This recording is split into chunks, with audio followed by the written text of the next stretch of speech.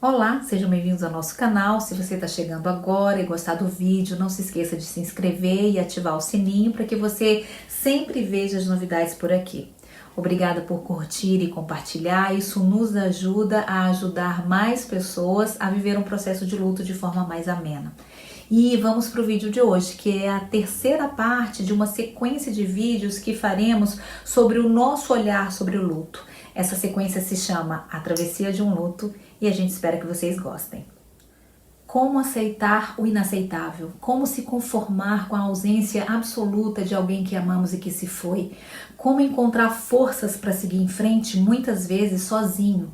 Como estancar a dor da saudade, como lidar com a vida, com o tempo, com as obrigações que continuam sua rotina, como acalmar o coração e ajustar uma perda tão significativa em nós, como podemos atravessar um processo de luto com o carrossel incontrolável de sentimentos que vão e que vêm em nós, como dar conta de sentir tudo de novo, de tempos em tempos, como apaziguar o nosso coração se sempre que lembramos um tsunami de memória e de saudade nos invade. Essas são somente algumas das perguntas que nos atravessam no duro processo de vivência de um luto. Elas não têm respostas prontas porque são mesmo perguntas muito difíceis de serem respondidas.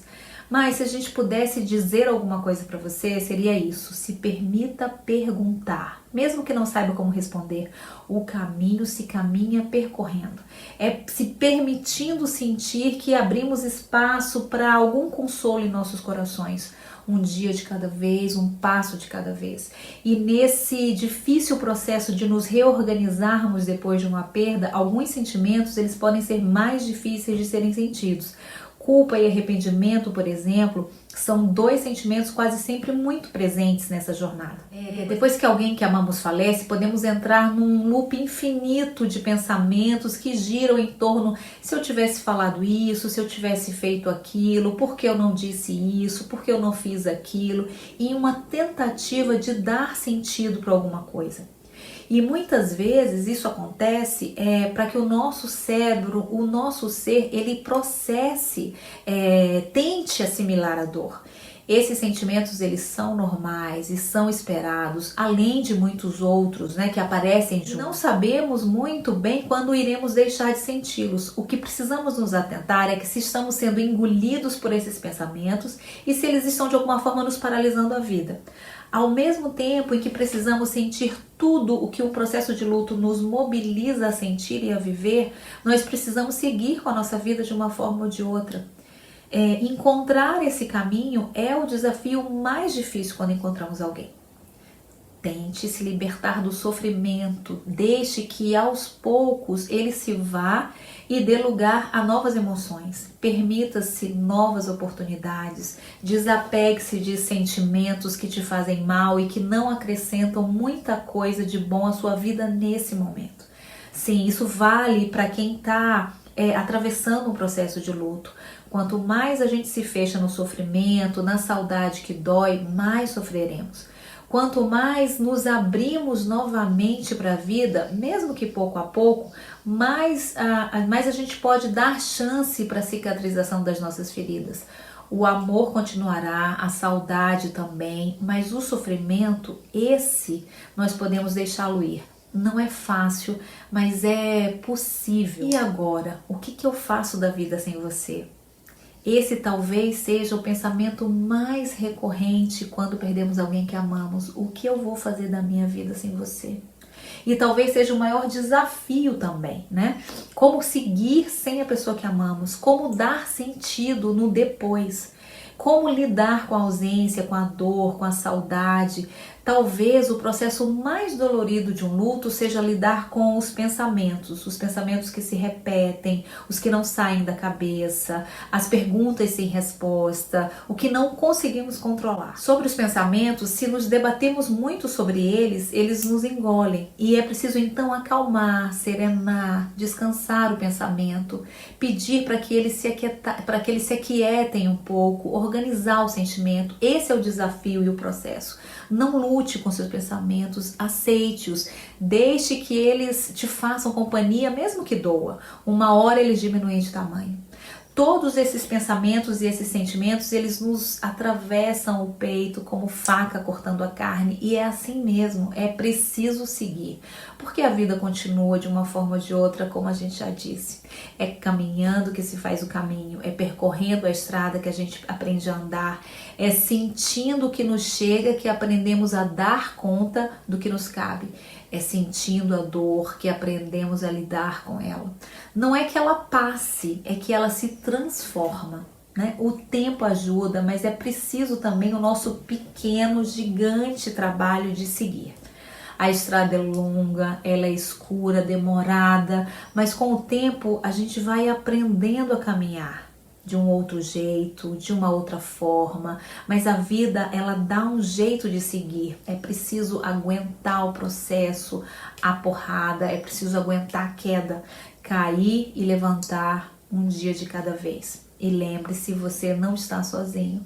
Não há certo ou errado quando estamos atravessando a dura caminhada de um processo de luto. Nada precisa ser consertado. Não há nada de errado em sentir dor. Perder alguém que amamos é uma das experiências mais difíceis e dolorosas que a gente pode sentir. O caminho de um luto não é sumir com a dor, mas entender que é possível amenizar o sofrimento. E saber a diferença entre essas duas experiências pode nos ajudar a acalmar um coração dilacerado por uma perda. Vale a pena confiar no tempo como apaziguador do nosso sofrimento. Pode ser que sigamos para sempre sentindo a dor de uma perda, mas não precisamos sofrer para sempre. Assim, o desafio de todos nós que passamos ou que estamos passando por um processo de luto é entender e aceitar a vida como ela se apresenta depois da morte de alguém que amamos. O desafio é tentar achar algum sentido para a nossa própria existência, muitas vezes. Mas para a nossa saúde mental, a gente precisa acreditar na nossa capacidade de lidar com os sentimentos mais doloridos e a gente precisa continuar a caminhada.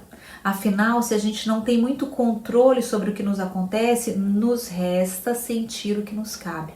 Talvez o segredo seja continuar. Às vezes nem sabemos como, às vezes nem sabemos porquê, às vezes nem sabemos quando, mas é preciso continuar de algum jeito. Seguir, trilhar, sentir. O segredo é continuar. Quando estamos passando por um luto, a sensação é de que às vezes o tempo não anda para frente. Ficamos quase sempre com o sentimento de que o tempo parou naquela perda. Ficamos relembrando, remoendo, revisitando, reavivando, revivendo, e isso tem a ver com a saudade. Mas será que vai ser para sempre assim? Essa é uma pergunta frequente na clínica, né? A dor e todas as emoções vividas e sentidas consomem muita energia e a gente se pergunta se essa oscilação é normal, se não estamos ficando loucos, se vai ser assim para sempre e por aí vai. O que acontece é que quando achamos que estamos melhores, vem tudo de novo e muitas vezes sentimos como se tivesse acontecido ontem. E nessas situações o sentimento de vazio pode nos invadir. E esse sentimento de vazio que vem da dor da ausência, ele pode se manifestar na forma de como vemos o mundo, né? E a partir da morte de alguém que amamos. O vazio, ele ocupa um lugar imenso, né? O mundo perde a graça e perde o sentido. As cores vão embora, tudo é cinza.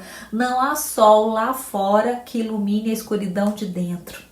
A tristeza, a raiva, o pesar, a angústia, todos esses sentimentos nos fazem companhia e nos fazem sofrer.